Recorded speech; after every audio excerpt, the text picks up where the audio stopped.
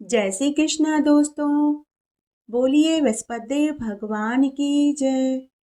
आइए आज हम गुरुवार के दिन बृहस्पतिदेव भगवान की बड़ी ही दुर्लभ और पावन कथा का श्रवण करते हैं।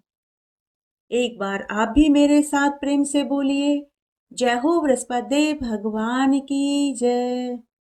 प्राचीन समय की बात है। भारत में एक राजा राज्य करता था। वह बड़ा ही प्रतापी और दानी था। वह प्रतिदिन मंदिर में भगवत दर्शन करने जाता था। वह ब्राह्मण और गुरु की सेवा किया करता था। उसके द्वार से कोई भी याचक निराश होकर नहीं लौटता था। वह प्रत्येक गुरुवार को व्रत रखता एवं पूजन करता। हर दिन गरीबों की सहायता करता। परंतु यह सब बातें उसकी रानी को अच्छी नहीं लगती थी। वह न तो कोई व्रत करती थी और न ही किसी को एक भी पैसा दान में देती थी। वह राजा से भी ऐसा करने को मना करती थी। एक बार की बात है कि राजा शिकार खेलने वन को गए हुए थे। घर पर रानी और दासी अकेली थी। उस समय गुरु बृहस्पति जी साधु का रूप धारण कर राजा के दरवाजे पर भिक्षा मांगने आए। साधु ने रानी से भिक्षा मांगी तो वह कहने लगी कि हे साधु महाराज, मैं इस दान पुण्य से तंग आ गई हूँ। इस कार्य के लिए तो मेरे पति देव ही बहुत हैं। अब आप ऐसी कृपा करें कि सारा धन नष्ट हो जाए ताकि मैं आराम से रह सकूं। साधु रूपी बृहस्पति देव रानी से बोले कि हे देवी, तुम तो बड़ी विचित्र हो। संतान और धन से तो कोई भी दुखी नहीं होता, इसको तो सभी चाहते हैं। पापी मनुष्य भी पुत्र और धन की इच्छा करता है। अगर तुम्हारे पास धन अधिक है तो भूखे मनुष्यों को भोजन करवाओ, प्याऊ लगवाओ, ब्राह्मणों को दान दो, धर्मशालाएं खुलवाओ, कुआं, तालाब, बावड़ी, बाग बगीचे का निर्माण करवाओ, निर्धनों की कुंवारी कन्याओं का विवाह कराओ, साथ ही यज्ञ आदि करो। इस प्रकार के कर्म करने से आपके कुल का और आपका नाम परलोक में सार्थक होगा एवं मरने पर स्वर्ग की प्राप्ति होगी। परंतु रानी साधु की इन बातों से खुश नहीं हुई। उसने कहा कि हे साधु महाराज, मुझे ऐसे धन की आवश्यकता नहीं जिसको मैं अन्य लोगों को दान करूं तथा जिनको रखने और संभालने में ही मेरा तो सारा समय नष्ट हो जाता है। साधु ने कहा कि हे देवी, यदि तुम्हारी ऐसी ही इच्छा है तो जैसा मैं तुम्हें बताता हूँ तुम वैसा ही करना। बृहस्पतिवार के दिन घर को गोबर से लीपना, अपने केशों को पीली मिट्टी से धोना, केशों को धोते समय स्नान करना, राजा से भी कहना कि वह हजामत करवाए, भोजन में मांस मदिरा खाना, कपड़े धोबी के यहाँ धुलने देना। इस प्रकार 7 बृहस्पतिवार करने से ही तुम्हारा सारा धन नष्ट हो जाएगा। ऐसा कहकर साधु महाराज रूपी बृहस्पति देव भगवान अंतर्ध्यान हो गए। रानी ने साधु के कहने के अनुसार 7 बृहस्पतिवार तक ऐसा ही करने का विचार किया। साधु के बताए अनुसार कार्य करते हुए केवल 3 बृहस्पतिवार ही बीते थे कि उनकी समस्त धन संपत्ति नष्ट हो गई। भोजन के लिए दोनों समय परिवार तरसने लगा तथा सांसारिक भोगों से दुखी रहने लगा।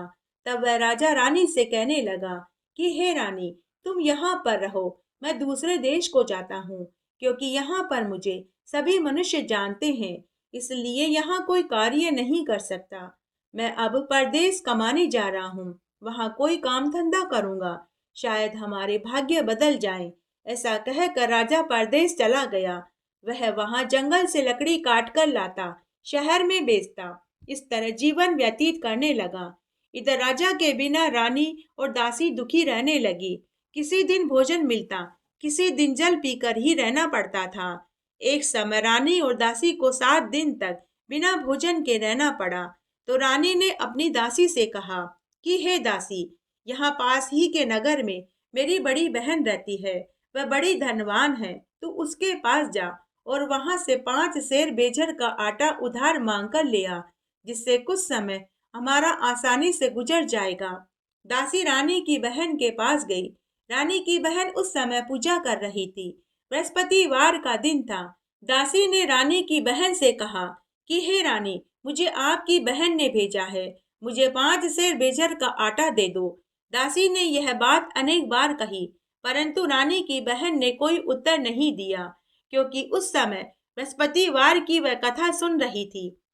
जब दासी को रानी की बहन से कोई उत्तर नहीं मिला तो वह बहुत दुखी हुई। उसे क्रोध भी आया। वह लौटकर रानी से बोली कि हे रानी, आपकी बहन बहुत ही धनी स्त्री है। वह छोटे लोगों से बात नहीं करती। मैंने उनसे कई बार कहा, लेकिन उन्होंने मेरी बात का कोई उत्तर नहीं दिया, इसलिए मैं खाली हाथ ही लौट आई हूँ। रानी अपनी दासी से बोली कि हे दासी, इसमें मेरी बहन का कोई दोष नहीं है। जब बुरे दिन आते हैं तब कोई सहारा नहीं देता। अच्छे बुरे का पता विपत्ति में ही चलता है। जो ईश्वर की इच्छा होगी वही होगा। यह सब हमारे भाग्य का दोष है। उधर रानी की बहन ने सोचा कि मेरी बहन की दासी आई थी, परंतु मैं उससे नहीं बोली, इससे वह बहुत दुखी हुई होगी। अतः कथा सुन विष्णु भगवान का पूजन समाप्त कर वह अपनी बहन के घर आई और कहने लगी कि हे बहन, मैं बृहस्पतिवार के व्रत की कथा सुन रही थी। तुम्हारी दासी हमारे घर गई थी, परंतु जब तक कथा पूरी नहीं होती, बीच में न तो उठते हैं नहीं बोलते हैं। इसीलिए मैंने तुम्हारी दासी को कोई जवाब नहीं दिया। कहो, तुम्हारी दासी हमारे घर क्यों आई थी? रानी बोली कि बहन, हमारे घर अनाज नहीं था। वैसे तुमसे कोई बात छिपी भी नहीं है। इस कारण मैंने दासी को तुम्हारे यहाँ 5 सेर बेजर उधार मांगने के लिए भेजा था। रानी की बात सुनकर बोली कि बहन देखो, बृहस्पति भगवान सबकी मनोकामना पूर्ण करते हैं। देखो, शायद तुम्हारे घर में अनाज रखा हो। यह सुनकर दासी घर के अंदर गई तो वहां उसे एक घड़ा बेजर का आटा भरा हुआ मिला। यह देखकर दासी को बड़ी हैरानी हुई, क्योंकि उसने पहले एक एक बर्तन देखा था, तब सारे बर्तन खाली थे। तब उसने बाहर आकर रानी को बताया कि हमारे रसोई घर में एक घड़ा बेचर का आटा भरा हुआ पड़ा है। दासी अपनी रानी से कहने लगी कि हे रानी देखो, वैसे हमको जब अन्न नहीं मिलता तो हम रोज ही व्रत करते हैं। अगर तुम अपनी बहन से बृहस्पतिवार के व्रत की विधि और कथा पूछ लो तो हम भी यह व्रत करेंगे। दासी के कहने पर रानी ने अपनी बहन से बृहस्पतिवार के व्रत के बारे में पूछा तो उसकी बहन ने कहा कि हे रानी, बृहस्पतिवार को सूर्य उदय से पहले उठकर स्नान करके बृहस्पतिवार के व्रत का संकल्प लेना चाहिए, लेकिन उस दिन सिर नहीं धोना चाहिए। बृहस्पतिवार के व्रत में चने की दाल और मुनक्का से विष्णु भगवान का केले के वृक्ष की जड़ में पूजन करें, घी का दीपक जलावें। उस दिन एक समय भोजन करें। भोजन में नमक नहीं खाना चाहिए। भोजन भी पीले पदार्थ का ही करना चाहिए तथा बृहस्पतिवार की कथा सुननी चाहिए और केले के वृक्ष का पूजन करना चाहिए। इस प्रकार करने से गुरु भगवान प्रसन्न होते हैं, अन्न, पुत्र और धन देते हैं, मनोकामना पूर्ण करते हैं। व्रत और पूजन की विधि बताकर रानी की बहन वापस अपने घर चली गई। रानी और दासी दोनों ने निश्चय किया कि अब की बार जब बृहस्पतिवार का दिन आएगा तो हम भी बृहस्पतिवार का व्रत करेंगे और बृहस्पति भगवान का पूजन करेंगे। 7 दिन बाद जब बृहस्पतिवार का दिन आया तो उन्होंने व्रत रखा। तब दासी गुड़साल में जाकर चना और गुड़ बीन लाई और उसकी दाल से केले के जड़ और विष्णु भगवान का पूजन किया। अब भोजन पीला कहाँ से आए? दोनों बड़ी दुखी हुई, परंतु उन्होंने व्रत किया था, इस कारण बृहस्पति देव भगवान उनसे प्रसन्न हो गए। तब बृहस्पति देव भगवान एक साधारण व्यक्ति के रूप में 2 थालों में सुंदर भोजन लेकर आए और दासी को देते हुए बोले कि हे दासी, यह भोजन तुम्हारे और रानी के लिए है, तुम दोनों भोजन कर लेना। दासी भोजन पाकर बड़ी प्रसन्न हुई और वह रानी से बोली कि हे रानी जी, आइए भोजन कर लीजिए। रानी को भोजन के बारे में कुछ पता नहीं था, इसलिए वह दासी से बोली कि जा तू ही भोजन कर ले, क्योंकि तू हमारी व्यर्थ में ही हंसी उड़ाती है। दासी बोली कि हे रानी, एक व्यक्ति भोजन देकर गया है। रानी कहने लगी कि वह भोजन तेरे लिए ही देकर गया होगा, तू ही कर ले।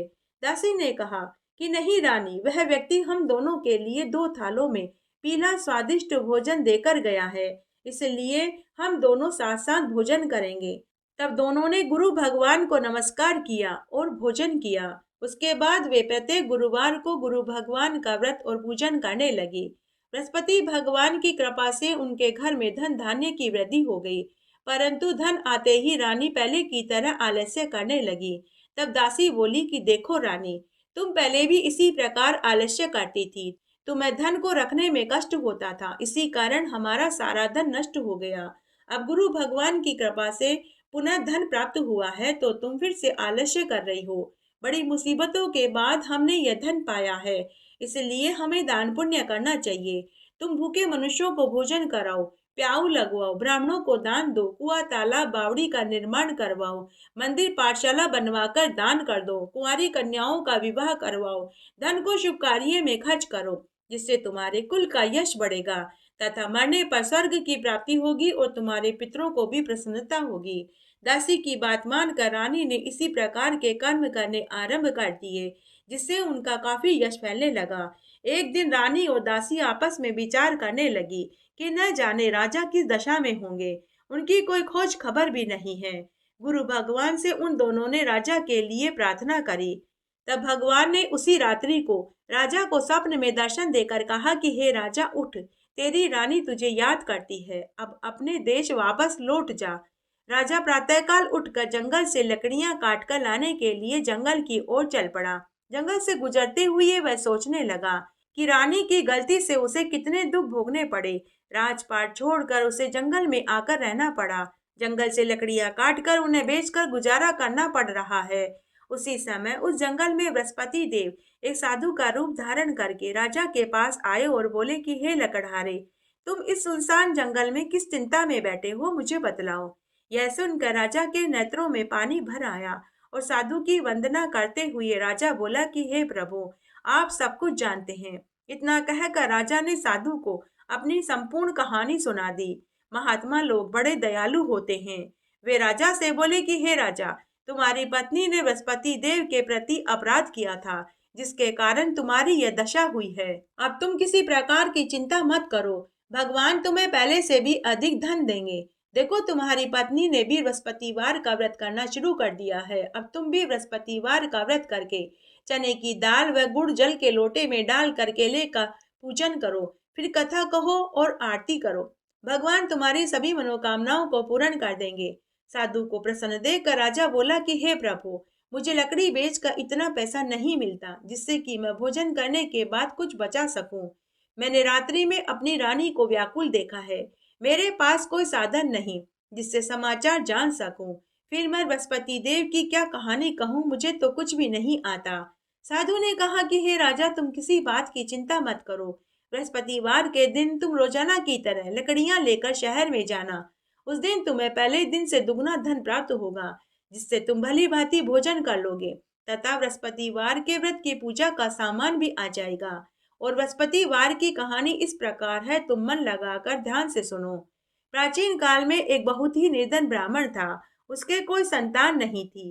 वह नित्य पूजा पाठ करता था, परंतु उसकी स्त्री बड़ी ही मलिनता के साथ रहती थी। वह न स्नान करती थी, न ही किसी देवता का पूजन करती थी।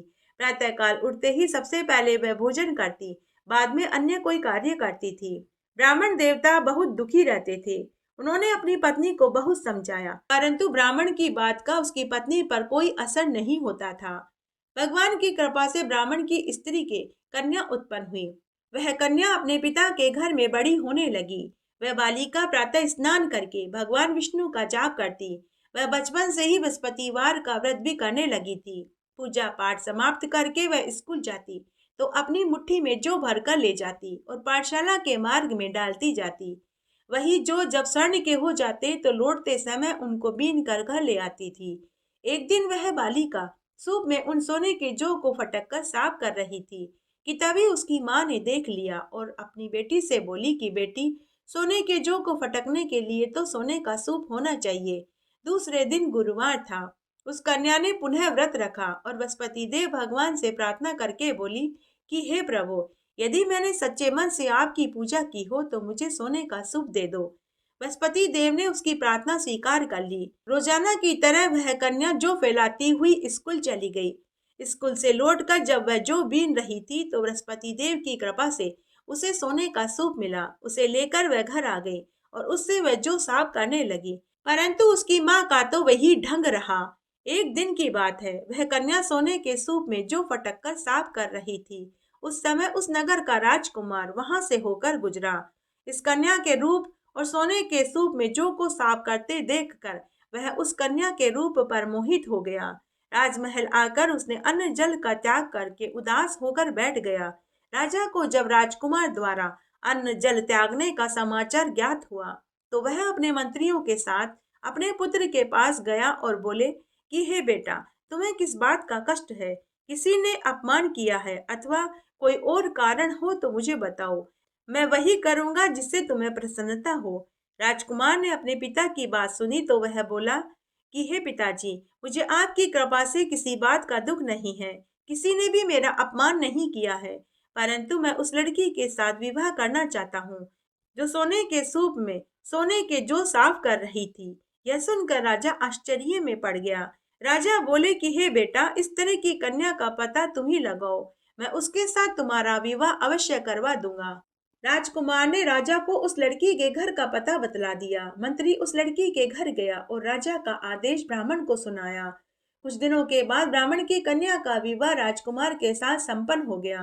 कन्या के घर से जाते ही उस ब्राह्मण देवता के घर में पहले की भांति गरीबी का निवास हो गया। अब भोजन के लिए भी अन्न बड़ी मुश्किल से मिलता था। एक दिन दुखी होकर ब्राह्मण अपनी पुत्री से मिलने गया। बेटी ने पिता की दुखी अवस्था को देखा तो अपनी माँ का समाचार पूछा। ब्राह्मण ने सारा हाल कह सुनाया। कन्या ने बहुत सा धन देकर अपने पिता को विदा कर दिया। इस तरह ब्राह्मण का कुछ समय सुख पूर्वक बीत गया, लेकिन कुछ दिनों के बाद फिर से वही हाल हो गया। ब्राह्मण पुनः अपनी कन्या के यहाँ गया और सारा हाल कह सुनाया। तब पुत्री बोली कि हे पिताजी, आप माताजी को यहाँ लिवा लाओ। मैं उन्हें बृहस्पतिवार के व्रत की विधि बता दूंगी, जिससे कि हमारे घर की दरिद्रता दूर हो जाएगी। ब्राह्मण देवता अपनी स्त्री को साथ लेकर अपनी पुत्री के पास राजमहल में पहुंचे तो पुत्री अपनी माँ को समझाने लगी कि हे माँ, तुम प्रातः काल उठकर सबसे पहले स्नान करके विष्णु भगवान का पूजन किया करो, हमारे घर की दरिद्रता दूर हो जाएगी। परंतु उसकी माँ ने उसकी एक नहीं सुनी। वह प्रातः काल उठकर अपनी पुत्री के बच्चों का झूठन खा लिया। एक दिन उसकी पुत्री को बहुत गुस्सा आया। उसने एक रात एक कोठरी से सारा सामान निकाल दिया और उसमें अपनी माँ को बंद कर दिया। प्रातःकाल अपनी माँ को स्नान करा के विष्णु भगवान का पूजन करवाया, जिससे उसकी माँ को सद्बुद्धि प्राप्त हो गई। इसके बाद वह नियम से पूजा पाठ करने लगी और प्रत्येक बृहस्पतिवार का व्रत रखने लगी। इस व्रत के प्रभाव से उसकी माँ भी बहुत धनवान हुई। बृहस्पति देवता के प्रभाव से स्वर्ग को प्राप्त हुई और वह ब्राह्मण भी सुख पूर्वक इस लोक के सुख भोग कर मरने के बाद स्वर्ग को प्राप्त हुआ। इस तरह कहानी कहकर साधु रूप में बृहस्पति भगवान वहां से अंतर्ध्यान हो गए।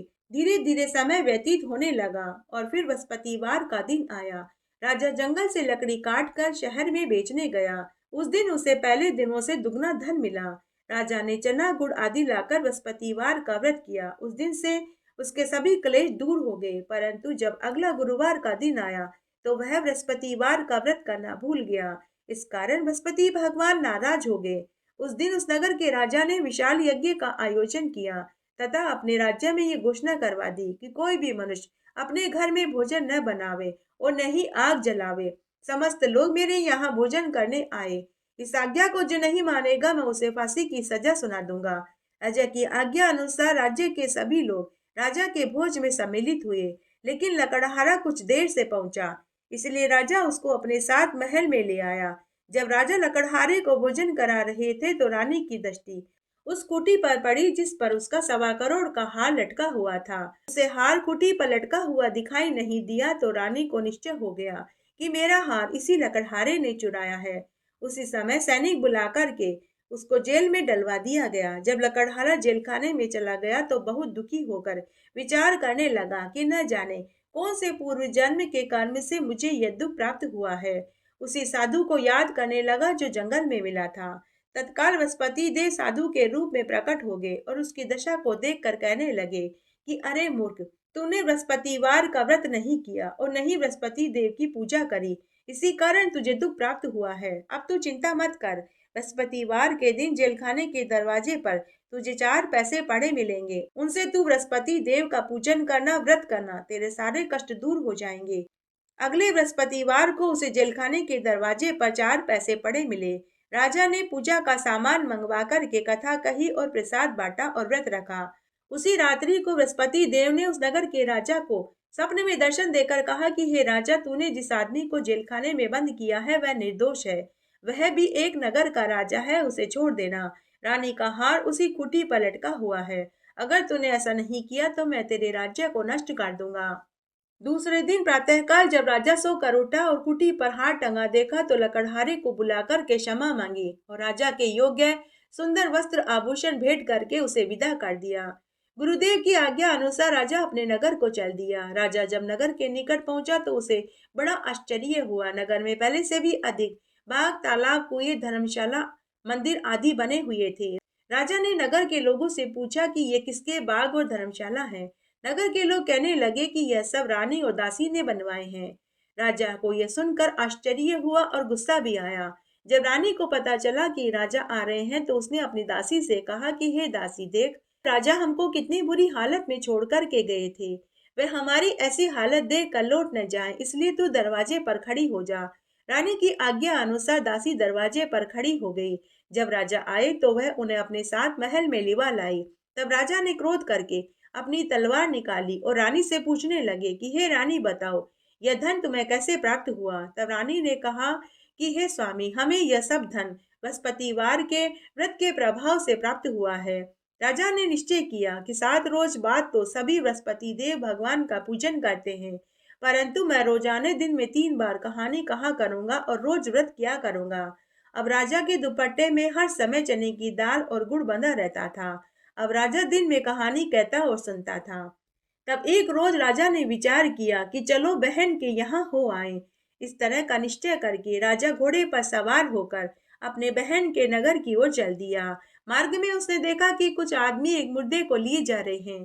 तो राजा ने उन्हें रोक कर के कहा कि अरे भाइयों, मेरी बृहस्पतिवार की कथा सुन लो। तो वे लोग बोले कि लो, हमारा तो आदमी मर गया है, इसको अपनी कथा की पड़ी है।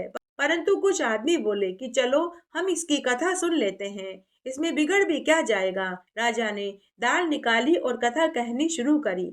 जब कथा आदि हुई तो मुर्दा हिलने लगा और जब कथा समाप्त हो गई तो मुर्दा राम राम कहकर खड़ा हो गया। उसके बाद राजा आगे चल दिया। चलते चलते संध्या हो गई। आगे मार्ग में उसे एक किसान खेत में हल चलाता हुआ मिला। राजा उससे बोला कि अरे भैया, तुम मेरी बृहस्पतिवार की कथा सुन लो।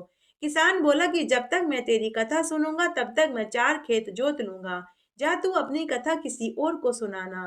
किसान की बात सुनकर राजा आगे चलने लगा। राजा के हटते ही किसान के बैल पछाड़ खाकर गिर पड़े और किसान के पेट में भी बहुत जोर से दर्द होने लगा। उसी समय किसान की माँ रोटी लेकर खेत पर पहुंची। उसने जब देखा तो अपने पुत्र से सारी बात पूछी। बेटे ने सारी बात बता दी। बुढ़िया माई दौड़ी दौड़ी घुड़सवार के पास गई और उससे बोली कि मैं तेरी कथा सुनने को तैयार हूँ, तू अपनी कथा मेरी खेत पर चलकर ही कहना।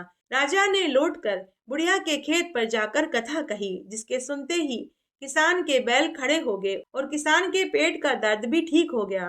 उसके बाद राजा अपनी बहन के घर पहुंचा। बहन ने भाई की खूब मेहमानी करी। दूसरे रोज प्रातःकाल राजा जब सोकर उठा तो उसने देखा कि सब लोग भोजन कर रहे थे। राजा ने अपनी बहन से पूछा कि ऐसा कोई मनुष्य है जिसने भोजन नहीं किया हो, जो मेरी बृहस्पतिवार की कथा सुन ले। तो बहन बोली कि हे भैया, यह देश ऐसा ही है, पहले यहाँ लोग भोजन करते हैं, बाद में अन्य कार्य करते हैं। अगर पड़ोस में कोई होगा तो मैं देख कर आती हूँ। ऐसा कहकर बहन देखने चली गई, परंतु उसे कोई भी ऐसा व्यक्ति नहीं मिला जिसने भोजन न किया हो। तभी उसे एक कुम्हार का घर दिखाई दिया, जिसका लड़का 3 दिन से बीमार था। उसे मालूम हुआ कि उनके यहाँ 3 दिन से किसी ने भोजन नहीं किया है। रानी ने अपने भाई की कथा सुनने के लिए कुमार से कहा तो वह तैयार हो गया।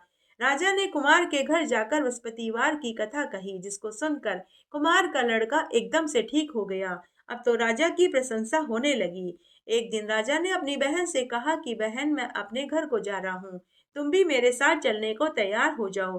राजा की बहन ने अपनी सास से कहा कि मैं अपने भाई के साथ मायके जाना चाहती हूँ। सास ने कहा कि तुम तो चली जाओ, लेकिन बच्चों को मत ले जाना, क्योंकि तेरे भाई के कोई संतान नहीं है, क्योंकि तेरी भाभी बांझ है। तब बहन ने अपने भाई से अपनी सास वाली पूरी बात बता दी और बोली कि भैया, मैं तो चलूंगी, परंतु कोई बच्चा नहीं जाएगा। राजा ने कहा कि जब कोई बालक नहीं चलेगा तब तुम अकेली चलकर क्या करोगी। दुखी मन से राजा अपने नगर को लौट आया। राजा ने अपनी रानी से कहा कि हे रानी, हम निसंतान हैं, इसलिए कोई भी हमारे घर आना पसंद नहीं करता। इतना कहकर वह बिना भोजन किए ही शैया पर लेट गया। रानी बोली कि हे स्वामी, बृहस्पति देव ने हमें सब कुछ दिया है, वे हमें संतान सुख भी देंगे। उसी रात को बृहस्पति देव ने राजा को स्वप्न में कहा कि हे राजा, उठ, सभी सोच त्याग दे, तेरी रानी गर्भ से है। यह सुनकर राजा को बड़ी प्रसन्नता हुई। 9वें महीने में रानी के गर्भ से एक सुंदर पुत्र पैदा हुआ। जब राजा की बहन ने यह शुभ समाचार सुना तो वह बहुत खुश हुई तथा बधाई लेकर अपने भाई के यहाँ आई। तभी रानी ने कहा, घोड़ा चढ़कर तो नहीं आई, गधा चढ़कर आई है। राजा की बहन बोली कि हे भाभी, इस प्रकार मैं न कहती तो तुम्हें औलाद कैसे मिलती। बृहस्पति देव भगवान ऐसे ही हैं, जिसके मन में जो कामना होती है भगवान सभी को पूर्ण कर देते हैं। जो सद्भावना पूर्वक बृहस्पतिवार का व्रत करता है, कथा पढ़ता, सुनता या सुनाता है, बृहस्पति देव भगवान उसकी सभी मनोकामनाओं को पूरी कर देते हैं। हे बृहस्पति देव भगवान, जैसे आपने रानी और राजा की सभी इच्छाओं को पूरा किया, वैसे हम सबकी भी करना। कहानी कहने वाले की, सुनने वाले की और हुक्कारा भरने वाले की।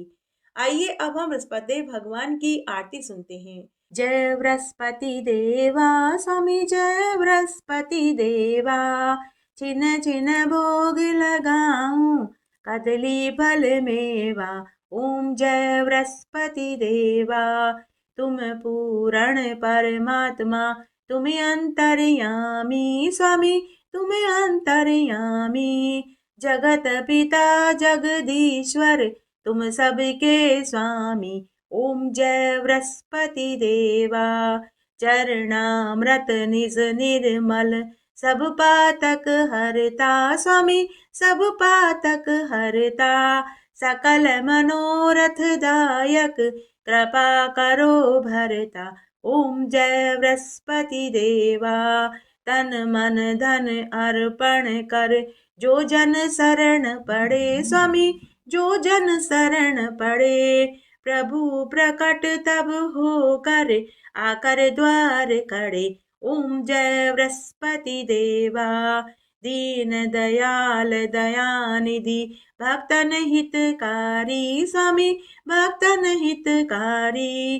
पाप दोष सब हरता, भव बंधन हारी। ओम जय बृहस्पति देवा, सकल मनोरथ दायक, सब संशय हारी स्वामी, सब संशय हारी। विषय विकार मिटाओ, संतन सुखकारी। ओम जय बृहस्पति देवा, जो कोई आरती तेरी, प्रेम सहित गावे स्वामी, प्रेम सहित गावे। जेठानंद आनंद कर, सो निश्चय पावे। ओम जय बृहस्पति देवा। ओम जय जगदीश हरे स्वामी, जय जगदीश हरे। भक्त जनों के संकट क्षण में दूर करे। ओम जय जगदीश हरे, जो ध्यावे फल पावे, दुख बिन से मन का स्वामी, दुख बिन से मन का। सुख संपत्ति घर आवे, कष्ट मिटे तन का। ओम जय जगदीश हरे, मात पिता तुम्हें मेरे, शरण गहूँ किसकी स्वामी, शरण गहूँ किसकी। तुम्हें बिन और न दूजा, आस करूँ जिसकी। ओम जय जगदीश हरे, तुम पूर्ण परमात्मा, तुम अंतर्यामी स्वामी, तुम अंतर्यामी। पार ब्रह्म परमेश्वर, तुम सबके स्वामी। ओम जय जगदीश हरे, तुम करुणा के सागर, तुम पालन करता स्वामी, तुम पालन करता। मैं मूरख खल कामी, कृपा करो भरता। ओम जय जगदीश हरे, तुम हो एक अगोचर, सबके प्राणपति स्वामी, सबके प्राणपति। किस विध मिलूं दया में, तुमको मैं कुमति। ओम जय जगदीश हरे, दीन बंधु दुख हरता, तुम ठाकुर मेरे स्वामी, तुम रक्षक मेरे।